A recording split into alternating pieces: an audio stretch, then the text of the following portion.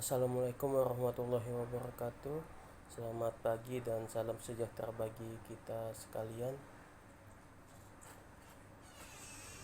Di sini kami akan mempresentasikan hasil tulisan kami dengan judul Peran Kode Etik Profesi dalam Pencegahan Tindak Pidana Korupsi di Indonesia. Artikel ini ditulis oleh saya sendiri, Temi Hastian, bersama Ibu Yeni AS dan Ibu Clara Dawi. Kami merupakan dosen atau tenaga pendidik di Fakultas Hukum Universitas Pancabakti.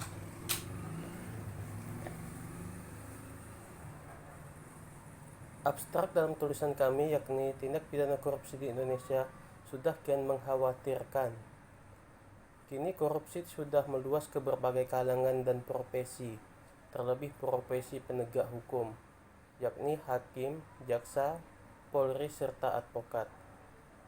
Segala upaya yang dilakukan dalam meminimalisir tindak pidana korupsi sejauh ini belum menyentuh pada tataran nilai yang dianut oleh berbagai kalangan profesi atau anggota profesi tersebut, yakni nilai etika atau kode etik profesi.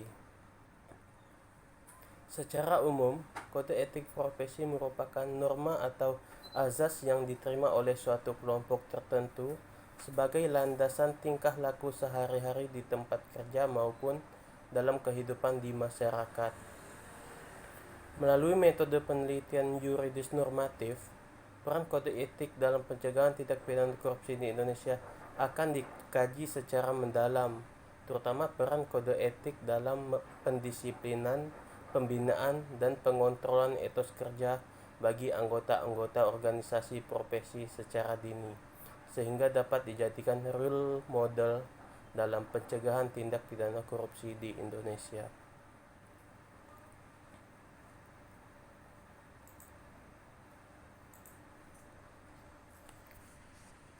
Tindak pidana korupsi sendiri menurut Black Laws Dictionary merupakan perbuatan yang dilakukan dengan maksud untuk memberikan suatu keuntungan yang tidak resmi dengan hak-hak dari pihak lain secara salah menggunakan jabatan atau karakternya untuk mendapatkan suatu keuntungan bagi dirinya sendiri atau orang lain dengan cara berlawanan dengan kewajibannya dan hak-hak dari pihak lain. Di sisi lain, tindak pidana korupsi menurut Undang-Undang 31 tahun 1999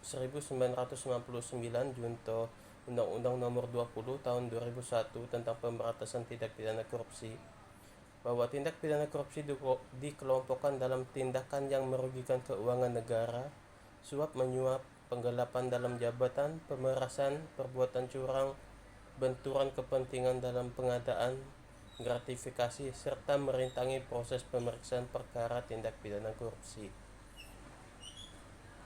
Selain itu ialah bagi pihak yang tidak memberi keterangan atau memberi keterangan yang tidak benar, bank yang tidak memberi keterangan rekening tersangka, serta saksi atau ahli yang tidak memberi keterangan atau memberi keterangan palsu dapat dikategorikan sebagai perbuatan tindak pidana korupsi.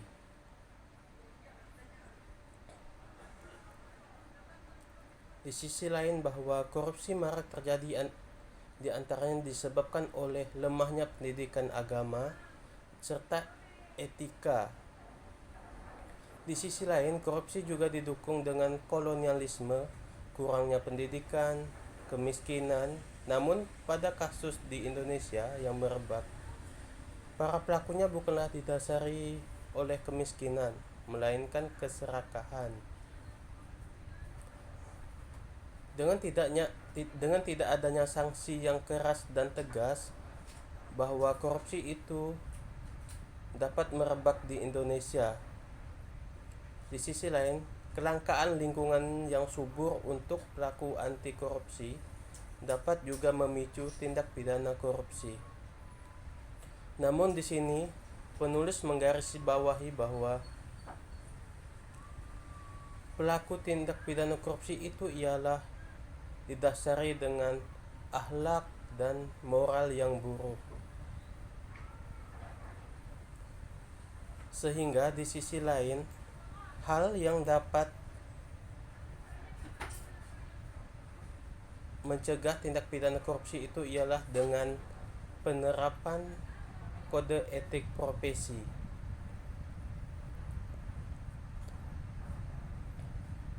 Strategi menguatkan anti korupsi juga bisa dan sangat mungkin diperpanjang dengan berbagai analisis yang mungkin dapat menjadi penawar atas penyakit korupsi itu sendiri. Satu hal yang paling membedakan adalah niat atau keinginan yang kuat untuk melawan korupsi. Rasa inilah yang dirasa lelet atau tidak adanya di republik ini. Dalam konsep kemampuan atau ability, kita rasanya cukup mampu untuk melaksanakan pemberantasan tindak pidana korupsi.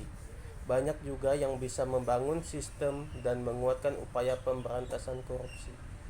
Tapi yang lemah adalah kemauan atau willingness, tidak adanya keinginan. Tatkala unable, kemampuan dan ketidakinginan bertemu, biasanya petaka akan tercipta. Butuh sosok-sosok yang istiqomah, tak berubah meski kondisi berubah, dan tak mudah dipermainkan situasi. Disitulah akan ada harapan terjadinya gerakan pemberantasan korupsi yang kuat, dan bukan pemberantasan anti korupsi. Jika kita membahas pemberantasan korupsi, maka kita tidak dapat melepaskan pencegahan tindak pidana korupsi. Penindakan dan pencegahan tindak pidana korupsi harus berjalan beriringan sebagai keseimbangan pemberantasan korupsi. Fokus pada pencegahan bahwa formula dalam hal pencegahan tindak pidana korupsi dirasa belum mampu memberi dampak yang signifikan dalam pemberantasan tindak pidana korupsi sejauh ini. Perlu adanya suatu terobosan baru yang radikal, kita rasa radikal, dalam strategi pencegahan tindak pidana korupsi. Jika kita lihat data terkait tindak pidana korupsi berdasarkan profesi, bahwa banyak profesi yang oknum anggotanya telah terkontaminasi dengan tindak pidana korupsi, mulai dari menteri, pimpinan lembaga negara, politisi, kepala daerah, dan tidak kalah mirisnya ialah aparatur penegak hukum, yakni hakim, kepolisian, jaksa, serta advokat. Konsep yang kami tawarkan ialah mengenai fenomena korupsi ini, pencegahan korupsi berbasis kode etik profesi. Karena tujuan profesi itu yakni landasan tingkah laku sehari-hari, pendisiplinan, pembinaan, dan pengontrolan etos kerja bagi anggota-anggota profesinya di tempat kerja maupun dalam kehidupan bermasyarakat. Jika setiap anggota profesi telah memahami dan menanamkan nilai etika dalam berkehidupan sehari-hari, maka kami yakin bahwa korupsi itu dapat dicegah dan dapat terhindar bagi anggota-anggota profesi, terutama bagi aparatur penegak hukum.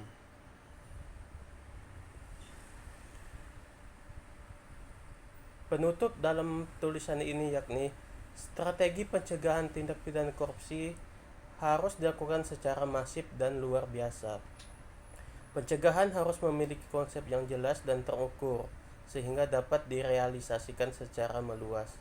Konsep pencegahan tindak pidana korupsi berbasis peran kode etik profesi ialah suatu langkah yang dianggap maju. Karena setiap profesi didukung dengan kode etik. Jika kode etik dari setiap profesi tersebut dapat diresapi oleh anggota profesinya, maka setiap anggota profesi tersebut dapat terjaga dan terhindar dari tindak pidana korupsi. Baik, itu saja mungkin yang dapat kami sampaikan. Terima kasih atas kesempatannya. Wabillahi taufik wal hidayah. Wassalamualaikum warahmatullahi wabarakatuh.